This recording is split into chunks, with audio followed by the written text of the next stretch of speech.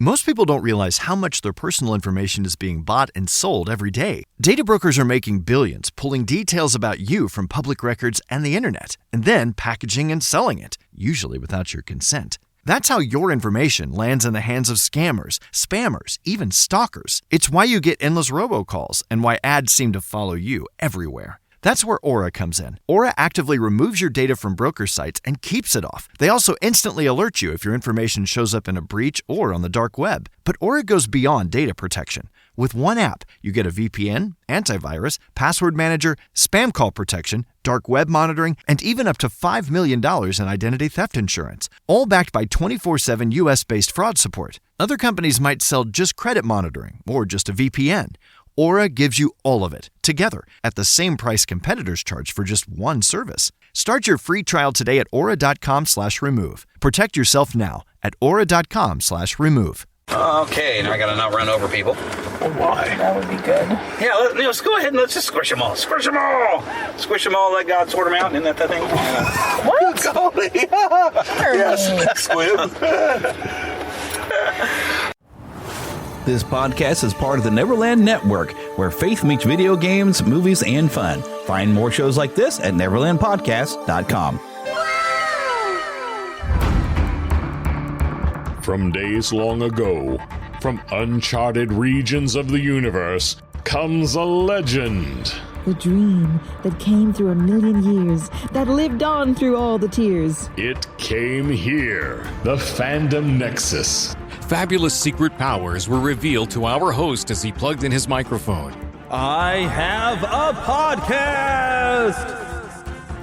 Here he is, your Spider-Pan, Jeremy.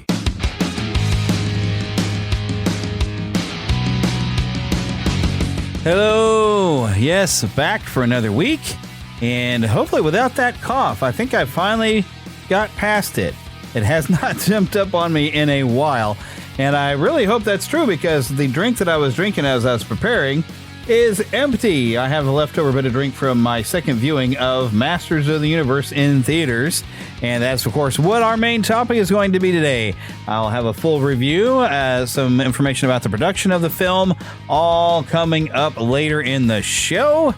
And, of course, this is going to be a great tie-in. We haven't recorded it yet, but Philip and I need to get together and watch the 1987 Masters of the Universe for watching movies with my pastor. So these two episodes will hopefully go together, and you will enjoy both of them, I do hope. But overall, the other thing is, I should have been paying attention to this. Summer Games Fest has been happening this weekend, and so there's been a lot of game announcements, and so we're going to talk about those, including one that, of course, I've been waiting for a few years now. And some stuff that I was like, oh, I wonder if they were ever going to do that. And it turns out, yes, they're doing that. So a lot of stuff with Summer Games Fest to kind of go over and talk fast, talk about. I don't have a whole lot of information on everything. I did try to sit and watch when I realized it was on live and review some of the stuff, but there's definitely something that caught my eye. But that is my plan today. So a lot of new games coming out, a review of the Masters of the Universe 2026 film, and a lot of just fun together like usual. So let's go ahead and just get ourselves started, shall we? I think my music's almost done. I kind of want to let it go. Are we enjoying the music? It's a pretty happening little tune, though, isn't it? There we go. Alrighty, so I feel like I just want to jump into it because normally you go, talk about what I've been watching this week and what I've been playing. I don't know that there's anything significant that I have been watching this week that I can think of. But what I've been playing, I did get a chance to get a copy of the new Lego Batman Legacy of the Dark Knight game, and I've started playing on it, and I'm having a grand old time with it because, well, of course, it's a Lego game, and those are usually fun. And this one has so many little Easter eggs and so many nods to so many different bits of the lore of Batman between films and some comic book. So far where I'm at, there's been a lot of nods to Batman Begins, and even the Batman Year One has had some scenes that have popped up in it. There's different costumes from the Batman, the more recent films, and there's been a little bit of stuff I've come across that have been similar to that. It's just been great. I'm still in like chapter 1. There was a prologue, and there's a chapter 1 that I'm in the middle of right now. once you get into chapter 1, it becomes kind of an open world. There's a lot of side things to try to do and things to collect and little puzzles to solve, and some things that you can't do until you maybe get a certain gadget, as I'm kind of noting. The one thing that is bugging me, I'll be trying to do a mission, trying to drive to a location, and these are worth looking into, but a random crime will happen, kind of like the old Spider-Man 2 game and stuff like that, or even the Spider-Man games. And it's a little too often that a crime, because you're listening to a police scanner in the Batmobile, and a crime will be going, and I'm like, I'm kind of almost at my objective. It's like, oh, I kind of feel bad if I don't go prevent a crime. But preventing a crime does unlock a lot of studs. And there is an achievement for getting 1 million studs. And you use these also apparently to purchase and unlock things, which I haven't gotten to the point of doing that. I have unlocked some things, fine-tuning the gadgets inside the Batcave. It's a slow development. There's a lot of development and growing for your gadgets and for your Batman and unlocking different costumes, unlocking different Batmobiles, that kind of thing. But it's an exercise in patience, because I know I'm supposed to be able to spend my studs on something, but so far I haven't had anything where I can spend my studs. But I have spent some items that I've collected. There's like these Wayne Tech parts that you collect, and those are what you use to update your gadgets and everything. But overall, I'm having some fun. There has been times where I get hit by somebody that's not on screen. Don't like that. There's a little bit of adjustment maybe to the camera that needs to happen. Maybe they'll fix something in that. I don't know. But yeah, definitely worth it. It's definitely fun. Having a great time, and you can play 2 players. They always find a way to have somebody else with you. So you're playing as Batman.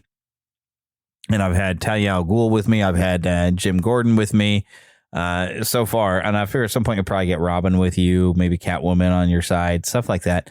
So, yeah, overall, pretty fun game. But let's just get straight to it, shall we?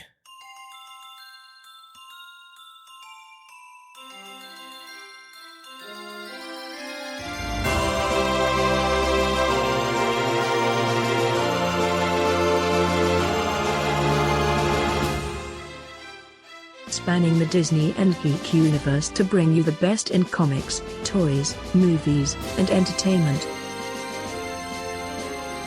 This is news from around Neverland.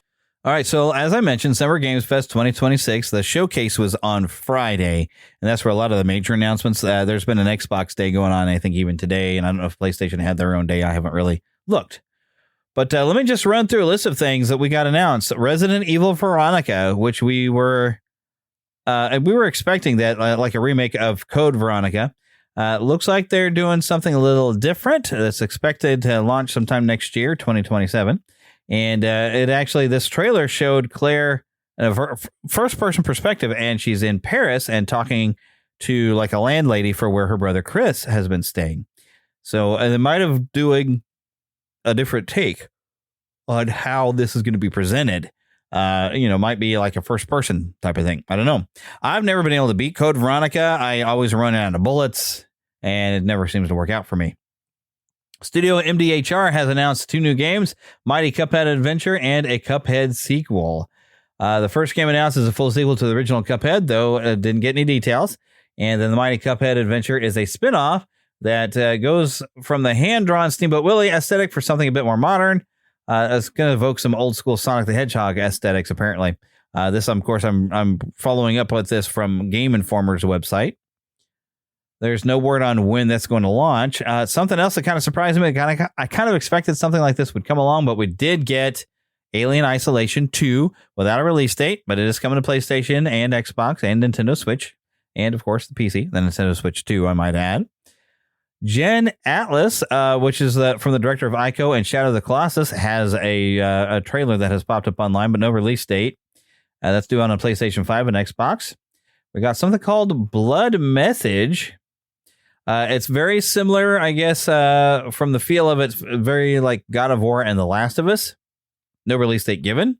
Expected to come to consoles and PC. We got Hex.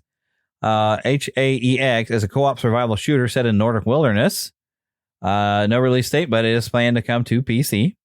Something called Stranger Than Heaven coming to Xbox with Tupac in there. Yeah, that's strange enough. Coming on January 15th for PlayStation 5 and Xbox and PC. And it says Tupac is really in the game alongside Snoop Dogg and a slew of other celebrity names. We also got Teenage Mutant Ninja Turtles: The Last Ronin. This, of course, is coming from Platinum Games. There's seems like back and forth on whether or not this game was going to happen. It looks like it's definitely on track. There was talk even, I think, of a movie based off The Last Ronin, but I don't know that is actually still happening. So, but Platinum Games has done stuff like Bayonetta, Nier Automata, that kind of thing. We also got this weird kind of looking thing, an extremely hard game, which you're controlling two ducks as a co-op game. You're trying to bring their egg across all manner of obstacles and get it home safely. Puzzles, platforms, obstacles, surely there's a won't in any fights, coming July 24th. We've also got Crossfire. That's No Moon. It's that I think that's the developer, but it's supposed to be a cover shooter coming to mainly consoles and PC. We've also got Control Resonant. Where they had a world premiere trailer, which we've kind of known it was coming. It's coming to September 24th. This is the sequel to Control. Guild Wars 3 is coming on PS5 and for PC. Now, I don't know if I can connect it to any of my accounts I have with Guild Wars or Guild Wars 2. I haven't really finished any of those, but I might pick up on Guild Wars 3. Who knows? Gundam Rogue Orbit, for those of you who are a fan of Gundams, coming to consoles and PC. Star Wars Galactic Racer, we kind of knew about that. It's coming October 6th. I guess I haven't talked about it on the show, but it's pod racing, but it looks like it's got a lot of other different type of vehicles you can race with. We've got a new addition to the Virtua Fighter franchise with a heck of a lot of language. It's coming in 2027. It's adding a lot more story to the game. RuneScape Dragon Wilds coming September 15th, 2026 to consoles and PC. We've got 1666 Amsterdam. This is from the creator of the original Assassin's Creed. It's a witchcraft type of thing. I'm not sure what it is. There's like a 30-minute prologue experience. Saw Genesis, because we needed another game in the Saw franchise, and this is coming from Bloober Team, who's kind of making a name for themselves making horror games. Lords of the Fallen 2 is coming along. We've got Blood of the Dawnwalker. Sorry, some sort of a vampire game. It was a little confusing on what's going on. That's coming September 3rd. Star Wars Zero Company. I'm not sure what you would call this. This is more of a strategy game. It looks like XCOM type of thing. There's a Marvel game in the same style, but it's a Star Wars game, and you have different types of character classes and even Anakin Skywalker. It's coming August 27th for consoles and PC. There's some sort of new game on the Among Us franchise, and also apparently a show that is available to view. Also got a Monster Hunter Wilds Ascendance expansion. Hot Wheels Infinite Rush. I guess that's a sequel to the previous Hot Wheels game. September 24th, that is coming onto consoles. Attack on Titan 3. This one they're talking about, it's I guess this will be like the third season of the game, because I guess the Attack on Titan games are covering mainly the story of the anime, and I figure there's probably a manga to this as well. I haven't watched or read any of it. A sequel to The Wolf Among Us was announced, plus they've remastered the original The Wolf Among Us. I've never played it. It's kind of an interesting thing. It's kind of a gritty thing. I guess there's a comic book of this, and the Big Bad Wolf is now the sheriff in town, and they're all these fairy tale characters taking human forms. We've also found out that Tifa is coming in early 2027 to Street Fighter 6. There's been a lot of rumor about this in some Final Fantasy groups that I've been a part of, talking about that. We've got Stellar Blade Blood Rain. This is coming on with a new protagonist named Eevee using a sword. And something else I wanted to announce, and it's part of the trailer park. And so you know what I'm going to do? I'm going to just jump over there. Mama, another gator got in the house. Another gator? Give me that shovel. Come here. Get him, Mom. Get that gator. The Neverland Trailer Park. Long ago, a shadow fell upon our planet. Guided by calamity, one man sought dominion through reunion. By his will, a star fell. A meteor called forth to bring ruin to all. But our planet answered, awakening mighty weapons to stand against this celestial threat. Now, hope endures in those who fight. Long story short, the world's in trouble. It has been for a while. So what are we waiting for? Let's give Sephiroth the beating of a lifetime.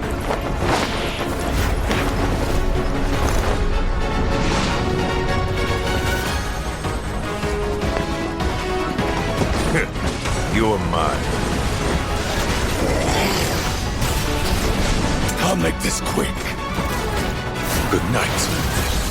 The sky's the limit!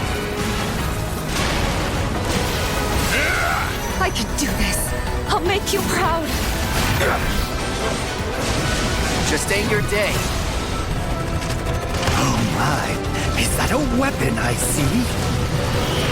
As far as I can tell, these things don't distinguish between friend and foe. Save the planet by killing her protectors.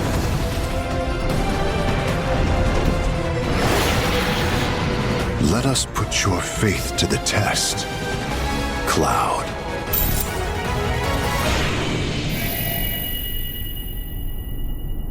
So Final Fantasy VII Revelation, the third part in the remake trilogy. And I was so happy that they never would have made announced it this far without you guys. And I won't let you down. I promise. Spring 2027. At last, the promise is fulfilled. On all platforms. The journey ends here. And so now they're announcing that like all three are going to be out there, and two of them are currently on sale for everything because the remake and rebirth are completely out there.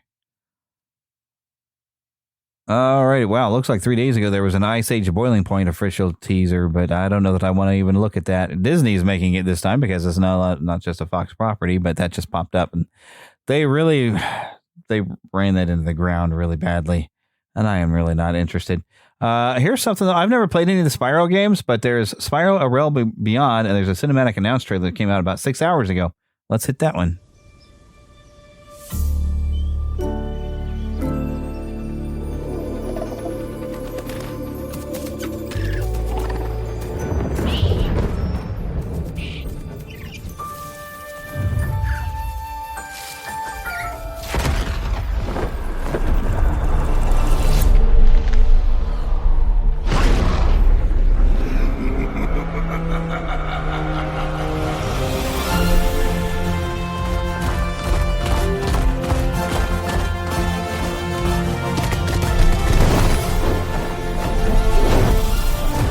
Well, nobody's talking during this. It's just kind of showing some stuff.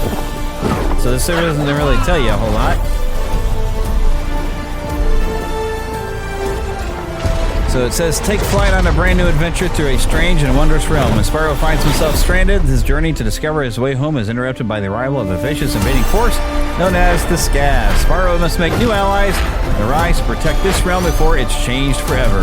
Feel the freedom of flight as you soar above vibrant landscapes. Yeah, spring 2027 looks like he's flying. I think he could fly short distances in the other games, but this is full on. Off he goes. Apparently, we've also got announced Persona 6 is coming. I have a copy of Persona 5 because I was hearing for a long time that I needed to play it, and it's sitting there in my backlog.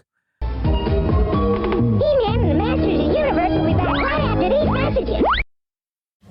I sold my car in Carvana last night. Well, that's cool. No, you don't understand. It went perfectly. Real offer, down to the penny. They're picking it up tomorrow. Nothing went wrong. So, what's the problem? That is the problem. Nothing in my life goes as smoothly. I'm waiting for the catch. Maybe there's no catch. That's exactly what a catch would want me to think. Wow, you need to relax. I need to knock on wood. Do we have wood? Is this table wood? I think it's laminate. Okay, yeah, that's good. That's close enough.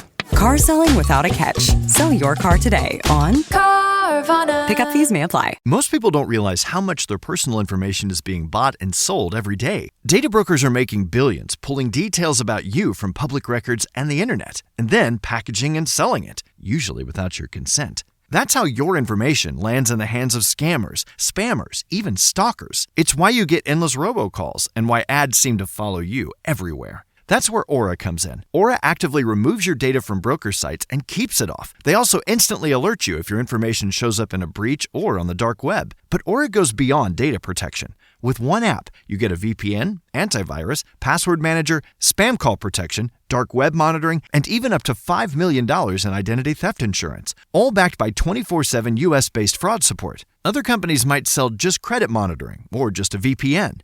Aura gives you all of it, together, at the same price competitors charge for just one service. Start your free trial today at aura.com/remove. Protect yourself now at aura.com/remove. Are you a fan of Adventures in Odyssey, Lamplighter Theater, or Jonathan Park? Want to join other fans for discussions or behind-the-scenes info about these shows? Or maybe you're looking for more great audio drama to listen to with your family. Do you enjoy hearing exclusive interviews with the cast and crew of your favorite shows?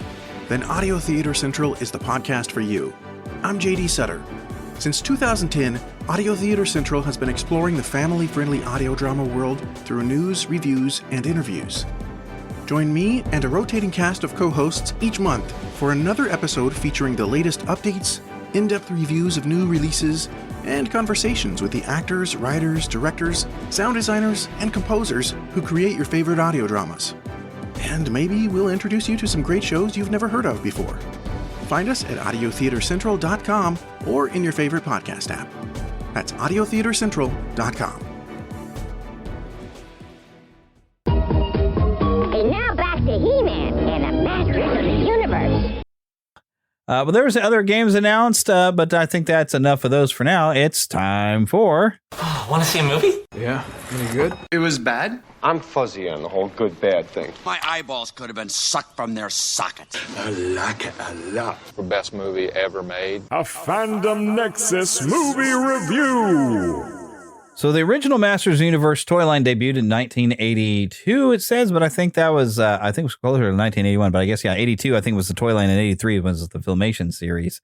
And it became Mattel's biggest success, one of the biggest successes next to like stuff like Barbie.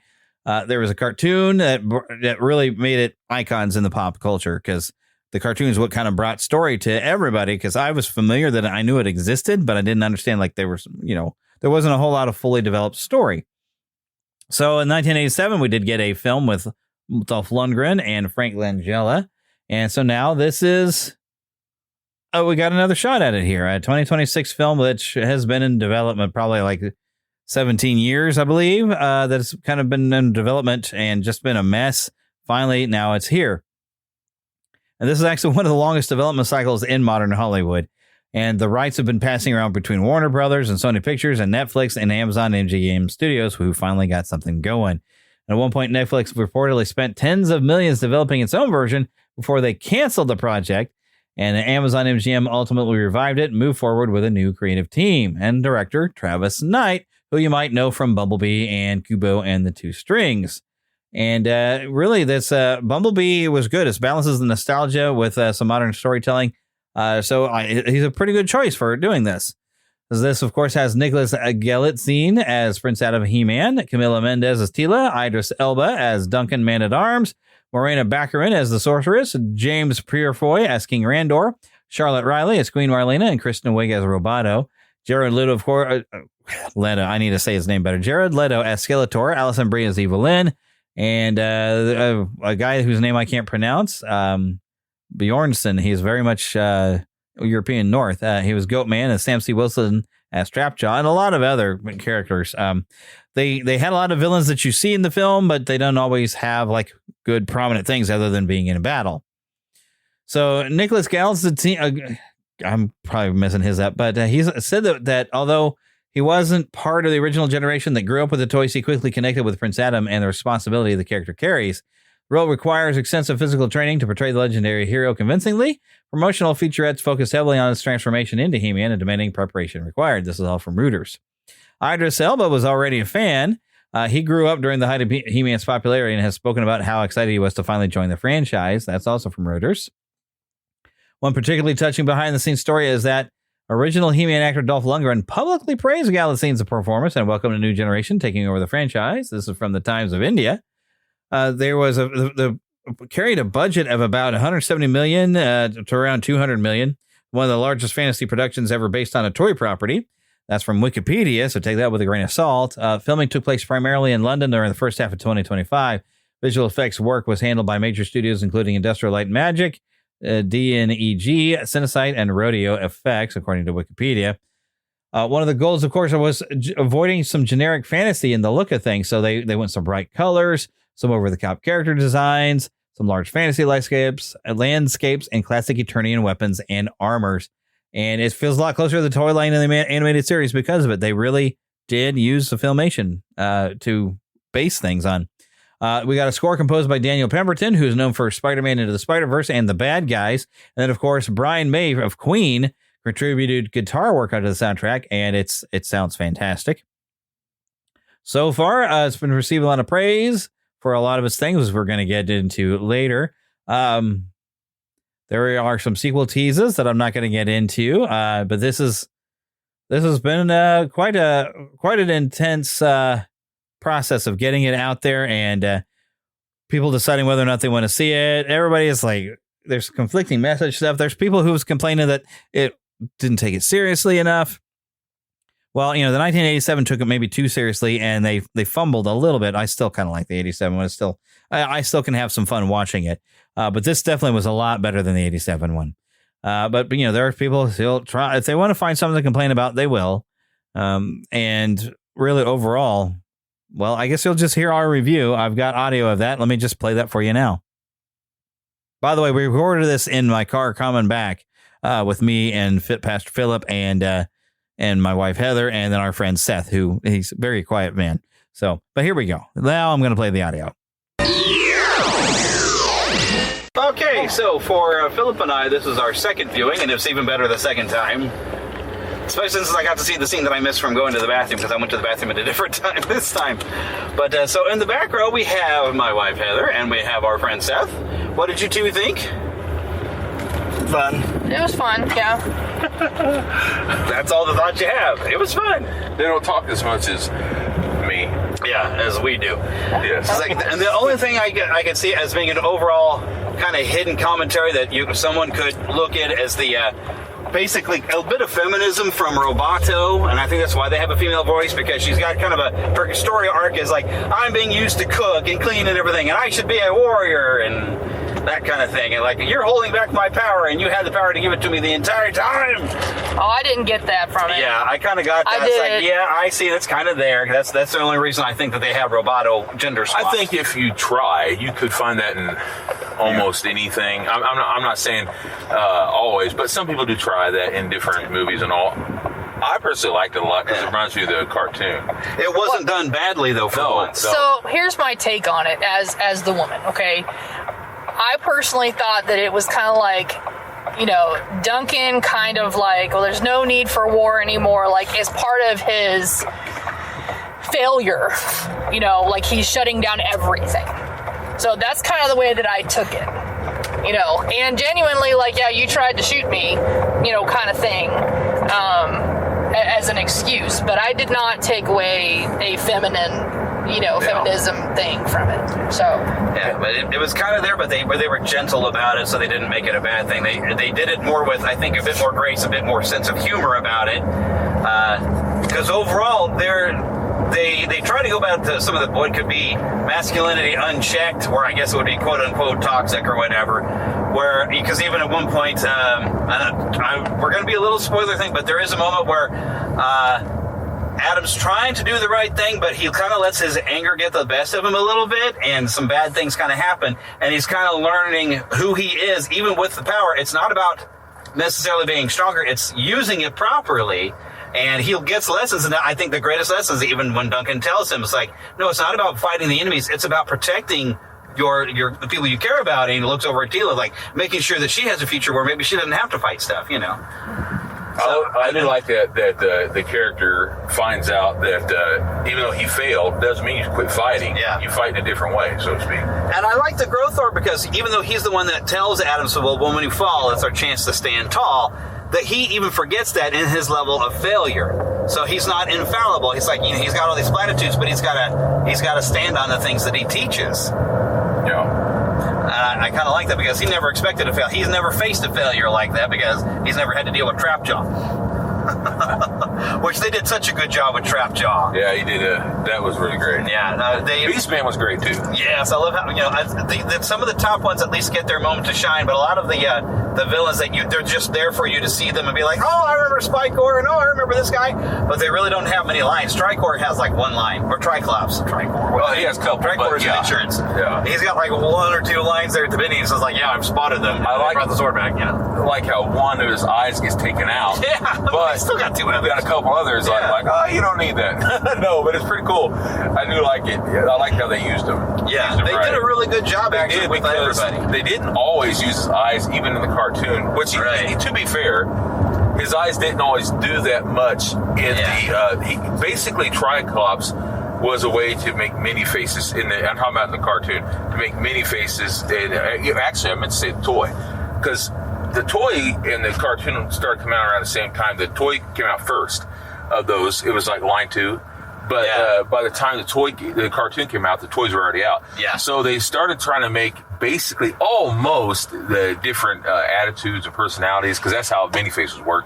They almost did that with Triclops, even though it doesn't make a whole lot of sense. That is pretty much how they did it. The mini-comic is a little bit like that. He has like different personalities for different eyeballs. Yeah, because one was mad. Because he was a mercenary. He wasn't really like one of Skeletor's goons. He was, he was almost a Boba Fett type. Yeah, kind of. Yeah, that's pretty much what now. And same in Mini Faces, he wasn't always around. Yeah. But when he did come around, he was always a lot of fun. In fact, the first time we see him, and I'm talking about the cartoon now, not the comic book. I'd love to see him in another movie. Yeah, me too. I'm sure we'll see him at some point. But Mini Faces was supposed to be one who came around with the monster face. Yeah. And he was insane, and he was kind of crazy. They had to fix him. Yep, they had to switch him to a different face, and suddenly he's all better. Yeah, he's all better. Face. He's all better now. He's not completely sane. I would like to see him presented as like a complete shapeshifter, because he's not fooling anybody if you just change your face. He's got the same body. So I'm like, let's utilize this man. Let him be a complete shapeshifter sometime. I liked in the cartoon how he was switched to Beastman, Orko, and whoever. Exactly. That was fun. So overall, it's a lot of fun movie, and I appreciate the support of masculinity and what it's supposed to be for. That we can be protectors and everything. And sometimes it's not all about muscle; it's about who you are, which is kind of the lesson of the film. Really, that Adam learns that he might physically, as Adam, not be everything he thinks he's supposed to be, but he's got heart and he cares. And that's what makes him like Superman. Superman has all this ridiculous power, but because he's such a Boy Scout, it's temperance with that power to where he doesn't just dominate everybody with it. And they've been together before in the comics. Yeah, they've had to fight each other in the Injustice comics. And before that even. The old stuff. Yeah, that's right. They did. Yep. Yeah, and I do have one criticism. I was disappointed in how much language was in there. Yeah. Sadly, they do that nowadays as if that's a sense of humor, and I always get called old school or whatever. I don't care. There's no need for that. I saw the sense of humor when they was talking about the cat. Now, I'm not saying I thought that was funny. What I'm saying is I figured the moment they said it, and Jeremy, you cracked me up because I didn't hear what she said because people were talking, not you, but others were talking. The first time they said it, she said it, and I heard you go, that doesn't need to be in there. No, but the moment she said it, I knew what was coming up next. Well, there were a couple of things where it was like sort of hopefully kids didn't catch up on like the double meaning. There was a little wink that I didn't really care for. Double entendre. I mean, granted, people have made memes about that kind of thing and those sort of jokes for a long time. So I was watching that Spider-Man Noir where it's about being a detective, and I need to watch that still. It's not bad, but the comics they always say about being in private, and they do that always. Detective. Detective. But they've been doing that one forever. They did something on the Dick Tracy movie, and it's constant. Yeah. But anyway, I get tired of that. But especially in this case, because I will say one thing that I did really like is that they had their nod to almost every single type of Masters of the Universe He-Man. Yeah. In fact, I was watching again this week the Toys That Made Us from Netflix, and I had forgotten that originally it was just going to be called He-Man, But when they went to make the toy, but they thought that it needed something with it, so they was going to call it Lords of Power, and they decided that sounded too. I remember it was 1982 or 81 when they were starting to make it, but 82 when it came out, and they thought that it sounded too. This the guy who created too religious sounding. And so they decided not to go with that, and they called it Masters of the Universe, which is an old-time saying. So was He-Man, from usually the 1920s, 30s, He-Man 40s. Woman Haters from our gang. Yeah, our gang, Little Rascals. They also, and the other thing was originally, what was his name, Tokar, and then Viper. They said in the movie, and when they were trying to narrow it down and figure out what they were doing. And then they finally decided to make him, because originally they were going to be making a Conan line, and also Lords of Power. I meant to say the New Gods line, and all. They mixed it all together. What was so funny was they were going to go ahead and make him black-haired until the guy who was running it at the time, Mattel, he was blonde. So he said, make him blonde. And so they did. Sure. As a way to him. Yeah, so that's hilarious to me. And plus, it doesn't look as much like Conan that way. Yeah. So you can differentiate yourself. Yeah. But so overall in the film, it's bright, it's colorful, it's very cartoonish. And the thing is, everybody said, wow, that's kind of cheesy and funny. It's like, but it's just the right amount of cheese to where it's fun, like an Indiana Jones movie. Indiana Jones is a little cheesy, but it's just the right amount to where it's fun. As cheesy, but I give it an A, not an A+. I give it if it was given a lower one, I'd give it a B+. Now, I'm talking about, you got to understand, I am a Masters of the Universe He-Man fanatic, and have been. I watch He-Man at least 2 or 3 times or more a week, the cartoon, and yes, even She-Ra. So definitely it's a lot of fun. It's everything for fans of the Filmation series or just fans of the toys. Now, the people I've seen complaining are people that they want it to be more like the 2002 Mike Young series that tried to take it seriously. And I have a hard time getting into that show. It's still pretty good, but it's missing some of the magic that was just the old Filmation in the old days of it. Well, plus, but it's okay to enjoy that one. I still like it, but to realize that it's Filmation and it's not your Mike Young one is no reason to dislike the movie. You should just go with it and have fun with it. And and Jared Leto, for crying out loud, he finally got a role he could do good at. Yeah. Let him just revel in the fact that he was an awesome Skeletor. He shocked us. He shocked us. A few things, but on that, he did amazing. He was so good as Skeletor. Really the only bit that doesn't land is that first bit. He's like, all right, I'm done laughing. See more fists come down, so I'm done laughing. It was all right, but I don't get what the joke of that's supposed to be. It's like, okay, apparently that's supposed to be funny, but I don't get it. I think it's supposed to be like in the cartoon, and they did it in a couple of spots. They're kind of mocking how the cartoon is just cheesy, where they just be laughing, which they did at the end of the movie. Yeah, they did a couple times. At the end of the movie, there's a bit of a moment that's kind of like the end of the cartoon, where there's something to happen, or maybe Orko screws up and everybody just puts their hands in their hips and throws back and laughs. They're doing that in the movie, which is awesome. But they did a lot of fun things. Yes. I also caught a couple of the vehicles, and I'm talking about before I even saw the film. I didn't quite recognize them, and they're kind of based off of some of the 1990 stuff. And it's a little bit of a mix. Yeah, and so they mixed a lot together, and even like that. What they call the bird-looking ship? So, there's the Talon Fighter. That's what Tila's flying. Is the Talon Fighter. They mixed that with the newer versions too. And the Sky Sled is there in the back of it, which if you can see on the side, it does have the little symbol, which was like the head that was on there. Yeah. And the Sky Sled had 2 different heads, so you could have like an evil version and swap the Hawk head for like this evil looking head. Yeah, it was fun. I enjoyed it. Yeah, it's a lot of fun for fans of the toys, fans of the Filmation. Even if you like the Mike Young gimmick, there's no reason to not just have a good time. And there's a lot of 1987 movie stuff too. Yeah, a lot of nods. And I've been very quiet about what the cameo, because the special part of that cameo is the last bit, and even the 2-finger gesture that he makes when he says what he says. That's as far as I'm going to say on it. The other thing it's perfect. People say there wasn't anything in the comics. Yes, there was. Goatman was from the comics alone. And they did eventually put him in the 2000s cartoon stuff, but the new cartoons. Kane is a little bit in my way in this. In the newer cartoon, but Goatman was made for the comics, original comic strip run, and that's where he came from. And Big Boy was from the '87 movie. Yeah, Big Boy was the little boy who won the contest to get in there. Isn't that great? He's become part of the lore. Yeah, so Big Boy's the thing, and Karg has been brought back to you know, and then he's taller in this one. And the weird thing is, like, his facial structure. I'm wondering if the guy in the mask, because he looks like one of the main orcs from Lord of the Rings, and I'm wondering if it's not the same actor, and just the shape of his face kind of came out when he's got that mask on. Because I know he looks like one of the ones from the Two Towers. One of the Uruk-hais from there, like one of the main ones who's speaking another language to me, man. The Uruk-hai were like the orcs that were grabbed the hobbits and were taking the hobbits to Isengard. Guard. They're taking the hobbits to Isengard. Come on, does anybody not watch the memes?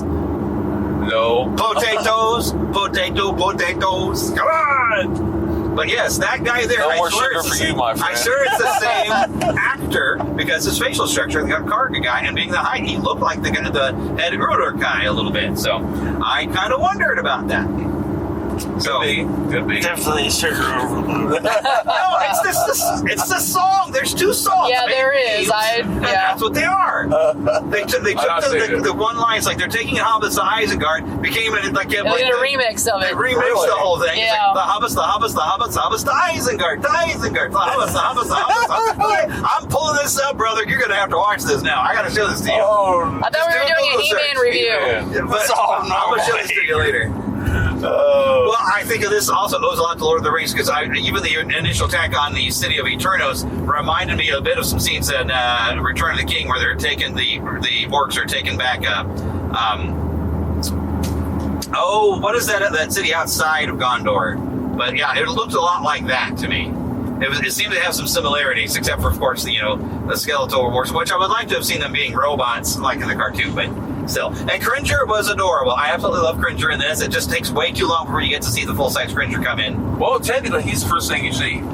Yeah, I mean, you get to see Kitten Cringer, but no. Before that, you see Cringer. Oh, we can get to see him. He replaces Leo. That's right. Yes, I love that. That was great. I remember when we first saw it, I kind of cheered when Cringer first came out. I was like, "Yay!" There years ago, whenever Jeremy and I were sitting there talking about the MGM thing and going to be doing it, and I said to Jeremy, wouldn't it be great if they did the MGM little thing? And Jeremy goes, that would be great. That'd be great. And I was like, oh, that. But then when they did it, that's awesome. They did it. I love that they managed to keep Grinch's personality. He's like, do we really have to go in here? And next time I'm wearing armor. And yet they didn't overdo it, which is good. They didn't overdo it. They didn't make it too cartoony, but he was just adorable. I want a plush Gringer. Okay, I should probably remind you all about Dubby. And of course, if you go to neverlandpodcast.com, the home of the Neverland network of podcasts, you'll find everything about Dubby right there. It is, if you happen to need an energy drink, but you do not want to get the jitters, you need some energy to play some video games and something, Dubby has got some drinks, lots of different flavors for you. Just mix it with water, and you can even buy some water bottles if you'd like. And of course, if you use the discount code Neverland or use the link that I have there on my website, I get a little kickback and you get a discount. I do, of course, remind you about also Podgagement. That is Daniel Jane Lewis, the award-winning podcaster. That is his program. If you happen to have a podcast, he's got all the tools you need to succeed. You'll find that link at neverlandpodcast.com. We do, of course, want to thank Karen Kennedy, Ricky Pope of Christian Nerds Unite, and Darren Wilhite of the Wilhite and Wall Show. Please email us, podcast@neverlandpodcast.com. You can also connect with us on x.com at neverlandpcast, or on Facebook. We have the Fandom Nexus. We also have a Facebook group, which is a little bit more interactive, but that's still under Neverland Podcast. Also, the Fandom Gamer on YouTube. Don't forget, you can watch some gameplay footage. Also, I did do a live stream during the State of Play that was earlier this week, which we got to see a good look at the Wolverine game. I believe that was on Monday, but yeah, I have video up of that if you'd like to see that and kind of watch it with me in a weird way, because I'm there on the bottom of the screen kind of watching things and occasionally commenting my thoughts. So that is available to watch. You can, of course, join the Neverlanders on the website, come up with a nickname and everything, become an official Lost Boy or Pixie. And, of course, we have Pixies because girls are too clever and they don't get lost. Don't forget, we do have a Patreon. If this show has been a part of your life over the last 12 to 13 years, you want to help keep this thing going, you want to keep the lights on, $5 a month helps us out a lot. And maybe helps us to do some bigger projects, update some equipment, that kind of thing. It really does help out. So that's Patreon. Also, there's on Red Circle where I host this thing, there. If you look in there, you'll in the show notes there, you'll find where you can become an exclusive member. This is how you can get early access to episodes. Although I'm going to release this one quick as I can because the movie just came out and I want to get going with it. So this one won't necessarily be an early one because I didn't get to watch the movie early. I have not gotten that area of areas, that's a good one. Yeah, I haven't gotten to that point in life. But you'll get some early access to some episodes. You'll get ad-free. Other than the ads that I read, I won't be cutting off things in the middle and dropping those ads in on there for the Patreon and Red Circle exclusive members, right? So also, if you go on NeverlandPodcast.com, you can see the shop where there are t-shirts available, so you can purchase some different kind of t-shirts and show your love for the show. Also, it's like different slogans and things, and like lots of fun things. I've even got a new one coming out. It's mainly for our church, but some artwork that Philip did today that was really fun that I'm going to be making a shirt of that you might want, and you can have a thing that's my church logo on the back of your shirt, and you wouldn't mind that, right? Sure. But yeah, that'll be fun. Anyways, let's move on here. So no copyright infringement is intended, and copyright is held by the respective owners. Content is shared for review and commentary purposes under fair use license. And now, get lost in an adventure. Good journey.